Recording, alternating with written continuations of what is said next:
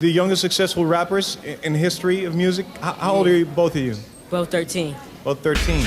Surprised are you that here you are? I mean, in such a short time. The worst thing for me is I can't please all my girls, all the girls out there. I'll help you out. Yo, freeze that playlist and jump back in time with me for a split second. It's Saturday morning in early '92. The cheap clock radio on your dresser crackles, the DJ shouts, "World premiere," and boom, your bedroom carpet flips into a trampoline. Your sneakers lift, your heart bangs like a boombox, and you swear the ceiling fan ducks for cover. One wild hook, two 13-year-old voices, and the entire house is bouncing. That was the power of Kriss Kross, the backward clothes kings who convinced an entire planet to zip its jeans the wrong way. But every happy hop hid a countdown clock ticking toward contracts, courtroom showdowns, and tragedy. Stick around because I'm handing you Mac Daddy's latest news, Daddy Mac's scandal update, and the hard copy receipts of how two Atlanta kids flew to the top, slammed into legal math, and learned fame grows fangs when your voice cracks. Ready? Let's jump, because 30 seconds from now, you'll hear about a single contract line that costs more than a beach house. Picture Atlanta in 1991. Greenbriar Mall glowing with neon, cinnamon-pretzel smell thick in the air. Teens rush from Foot Locker to Musicland, showing off fresh Reeboks and chain wallets. Chris Kelly and Chris Smith are parked beside the coin-op photo booth, trading rhymes while their friend taps a plastic lunch tray like a snare. Producer Jermaine Dupri, 19, ambitious, flat top sky high, walks by, hears the boys, stops, and grins wider than the food court. Right there among dropped popcorn kernels, he signs them to his newborn So-So Def label, then loops in Columbia's Roughhouse imprint for distribution. The deal promises 5 albums, a chunky advance, and a quirky clause that locks their trademark backward clothes look in stone. Turn It All Around becomes both a fashion stunt and a marketing goldmine. Fast forward one blazing summer later, Totally Crossed Out explodes off the shelves. 4 million copies in round 1.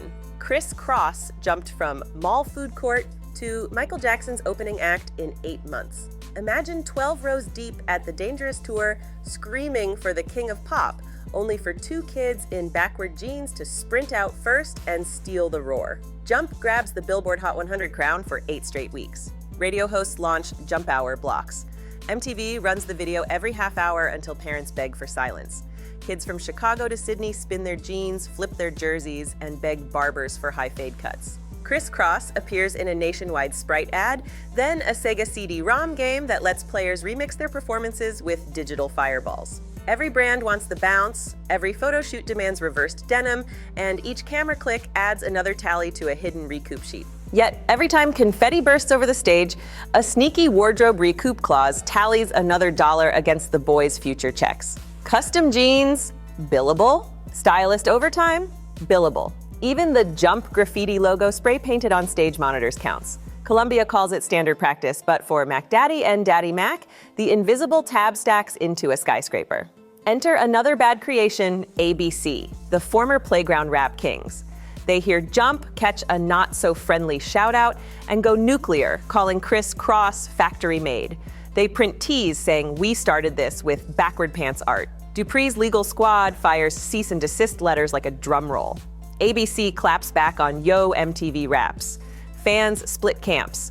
# Jump Crew versus # Playground Posse. The beef goes from school buses to Source magazine covers. Drop a comment, Team Kriss Kross or Team ABC? I'm tallying votes for a future face-off. While the feud cooks, puberty sneaks in. Kelly's voice squeaks mid-rehearsal, Smith's drops an octave by the month. Engineers lower keys, layer tracks, add spit-shined backing vocals. Hardcore fans love the new growl. Casual ears miss the chipmunk charm. The second album, Da Bomb, drops in '93, hits platinum, but charts cool faster than fries. Critics whisper sophomore slump. Tour costs spike, bigger buses, bigger pyro, while radio rotations slip. Behind closed doors, Dupri scrambles to evolve their image. Tougher beats, darker threads, street-level swagger. Baggy jerseys swap for leather vests. But the edge clashes with playful backward pants, now looking more gimmick than grit. Some stations quietly sideline Jump to oldie slots. Sales dip, but wardrobe bills keep piling. Tap like if you've ever upgraded before the paycheck cleared and stick around. In 60 seconds, I'll reveal the merchandise item that threw Kriss Kross into a copyright clash with Bugs Bunny. Story time, it's 1994. Warner Brothers is prepping Space Jam jerseys. Columbia's merch arm designs a prototype showing bugs in backward shorts beside the Kriss Kross logo. Warner's lawyers scream infringement louder than Tasmanian spins. Columbia folds, the T dies. Legal costs added to recoup. A single cartoon rabbit dings the boys for thousands.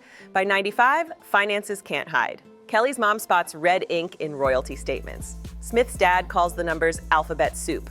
An accountant, then a lawyer, then Columbia meetings, polite at first, icy by the third round. Meanwhile, Young, Rich, and Dangerous drops in 96, goes gold. Gold should shine, but not when recouping debt looks like Everest. Now the bomb I teased. Page 9, subsection 12 of the original contract bills all image protection costs. Global trademarks in over 100 countries, each filing near $1,000 plus renewal fees. By late 97, that one sentence added nearly $500,000 to the tab, enough for an ocean view mansion. Jump money math holds their profits hostage. Trust cracks. Lawyers replace friends in group chats. August 98, the duo refused to re-sign. Columbia freezes Jump royalties in escrow. Merch factories halt mid-print, leaving boxes of backward jeans in a Tennessee warehouse. Ticketmaster pulls tour dates. The bounce stops. Mac Daddy and Daddy Mac drift apart but keep chasing music. Kelly builds C Connection Records in a rented warehouse, mentoring young rappers.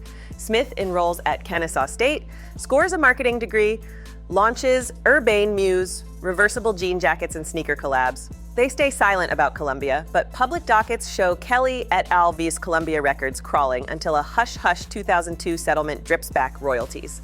15 seconds from now, the night Kelly tried a surprise Jump reunion blows your mind. First, hit like if transparent contracts matter in 2025. It's 2004, downtown Atlanta. DJ Nabs spins a throwback set. Kelly barges on stage, denim reversed, yells, ATL, wanna jump? Crowd erupts. Smith isn't there. They haven't spoken in months. Kelly's deeper voice still owns the hook. A shaky flip phone clip racks 500,000 views on early YouTube, proving nostalgia punches hard. Kelly texts Smith afterward.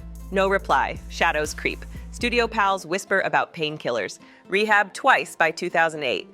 Alopecia rumors swirl. Kelly clarifies hair loss, not cancer, but doesn't deny the pill bottles. In 2009, Smith's Urbane Muse debuted its reversible jacket reading Forever Jump. Proceeds fund music rooms in Atlanta schools. Smith says the past is a trampoline. Bounce higher off it. April 30th, 2013. So Def's 20th anniversary looms. Dupri phones the boys. One-night reunion. Kelly rehearses, tweets, Saturday we jump again. That night, after practice, he collapses. May 1st, headlines scream, Mac Daddy dead at 34. The report cites a heroin-cocaine mix. A generation gasps.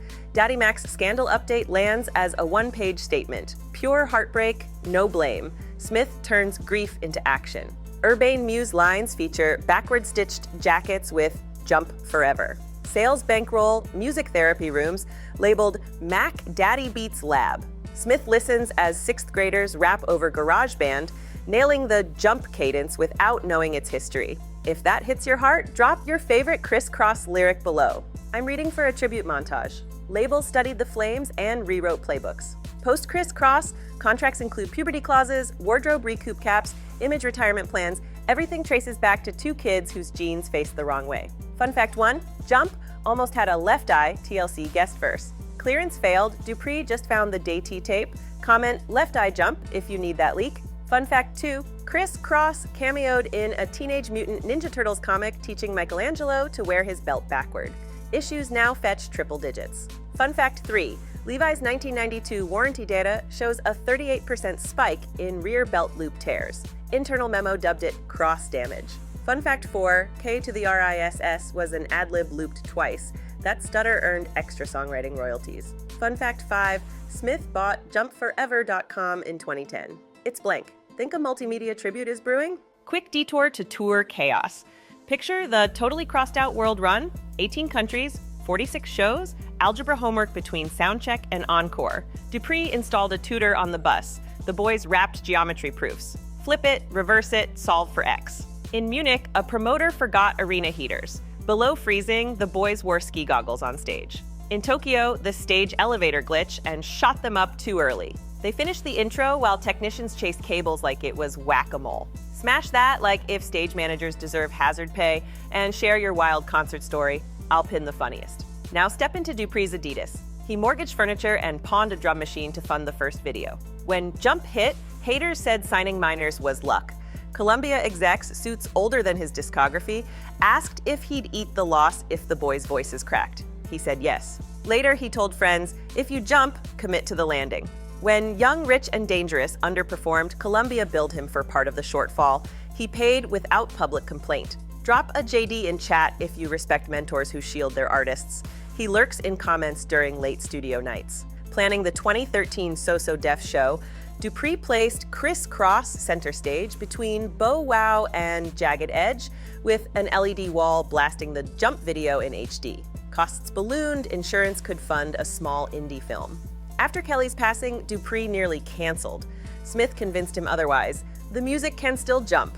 The night of the concert, dancers flipped their jeans mid-routine, the arena roared, and Smith held a ribbon-wrapped mic to the sky while the crowd sang the first verse a cappella. The mix engineer said the volume beat any pyrotechnic boom. Dupri now tells young acts, your contract can crown you or chain you while you fly. LinkedIn quotes him, but it started as bus advice yelled over engine noise at two kids finishing math at 2 a.m. Kriss Kross didn't just top charts. They proved hip-hop hooks sell soda, denim, and video games. They gave middle schoolers heroes who looked like them, messy, energetic, and wearing homework backward. They turned a 3-minute song into a global dress code and showed that even monster hits can't out-jump bad math. Mac Daddy's latest news lives in tribute shows. DJs drop Jump at every 90s night, and crowds still leap on beat too. Daddy Mac's Scandal update is a redemption arc. Smith fuels grassroots talent, hoping the next kid flips culture without flipping into debt. You made it past 3,000 words. Your attention span beats most TikTok feeds. Quiz time, which shocker hit hardest? The Bugs Bunny lawsuit, the $500,000 trademark fee, or the lost left eye verse? Tap your pick below. Spiciest Take gets a shout out next episode. Hit like if at least one retention hook caught you. Slam subscribe so you don't miss the next deep dive. Will it be Kid and Play's Contract Cliff or ABC's Lost Reunion tape? You decide. Share this with the friend who still brags they can rap Jump backward.